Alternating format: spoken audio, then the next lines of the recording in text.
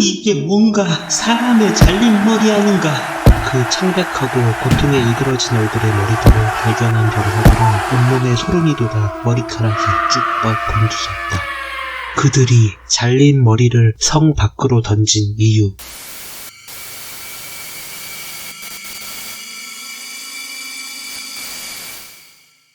성 안의 사람들은 노인, 여자, 어린아이들까지 동원해 마지막 한 사람이 남을 때까지 끝까지 싸우겠다는 각오로 성 안으로 침입하려는 병사들을 필사적으로 막았다. 성문을 부수려고 달려드는 병사들에게는 화살비를 쏟아부었고 성벽을 기어오르는 병사들에게는 끓는 기름을 들이부었다. 하늘은 호수같이 푸르렀지만 지상에서는 피와 살이 튀는 살벌한 전투가 며칠째 쉴 새 없이 계속되었다. 무슨 수를 써서라도 반드시 성을 빼앗으려는 사람들, 그리고 최후의 1인까지 남아 결사적으로 성을 지키려는 사람들. 그렇게 성을 두고 펼쳐지는 지리한 전투가 3년 정도 계속되었을 무렵 이미 양쪽 진영은 모두 막대한 손실을 입었고 이제는 피와 살이 튀는 격렬한 전투보다 성벽을 사이에 두고 마주한 채 어느 한쪽이 포기하기만을 절실히 바라고만 있는 시간이 늘어갔다. 성을 포위한 군대의 사기는 갈수록 떨어져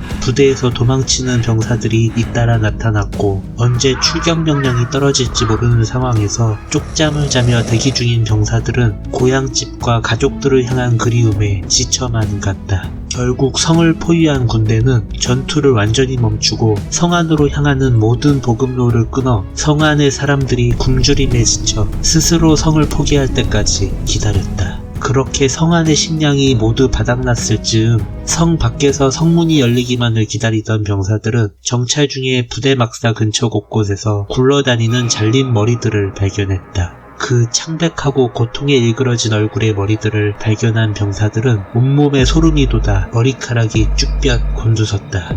잘린 머리들은 발견 즉시 치우길 반복했지만 매일 아침 새롭게 나타나 보초를 서던 병사들의 심장을 격하게 두드렸으며 병사들 사이에서는 흉흉한 소문이 퍼져나가기 시작했다. 얼마 지나지 않아 병사들은 잘린 머리들이 야간에 성 안에서 날아온다는 것을 깨달았고 막사 근처에 횃불을 밝게 피우고 정찰병을 시켜 성벽 근처에 잠복하여 확인해보니 남녀노소를 가리지 않은 잘린 머리들은 성 안에서 마치 투석기가 쏘아올린 돌덩이처럼 막사 사이로 날아들어오는 것이었다. 이 괴이한 광경을 직접 본 병사들은 성 안의 사람들이 오랜 전쟁과 굶주림에 미쳐 서로를 잡아먹고 있다고 생각했고 그 야만적이고 처참한 상황을 상상하며 공포에 휩싸이기 시작했다. 하지만 매일같이 20개에서 30개까지도 날아오던 잘린 머리들은 시간이 지날수록 점점 뜸해지더니 더 이상 날아오지 않게 되었고 성 안에서 간혹 들리던 인기척마저 이제는 완전히 들리지 않았다. 어떻게 된 일인지 궁금해진 병사들은 급히 수색대를 꾸려서 성으로 향했다. 밤낮 가리지 않고 성벽을 지키던 보초들이 보이지 않자 수색대의 선발대는 조심스레 밧줄을 걸어 성벽을 넘었고 성문을 굳게 잠그고 있던 빗장을 푸는 순간 그들이 3년 동안 그토록 집착했던 성문은 허무하게 열려버리고야 말았다. 성문이 열리는 걸 발견한 병사들은 무서운 기세로 달려들어가 순식간에 성 안으로 침입했지만 그들을 늘 괴롭히던 쏟아지던 화살도 끓는 기름도 그 어떤 반격도 없었다. 성 안은 마치 죽음이 지나간 듯 고요할 뿐이었다.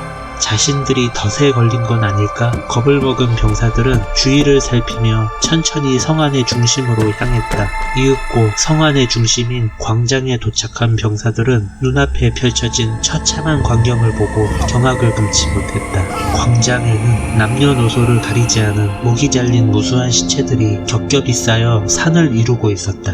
하지만 그 목이 잘린 시체들로 쌓은 처참한 산보다 병사들을 더 공포와 절망에 빠뜨린 건 쌓인 시체들의 몸 여기저기에 피어난 검푸른 자국들이었다.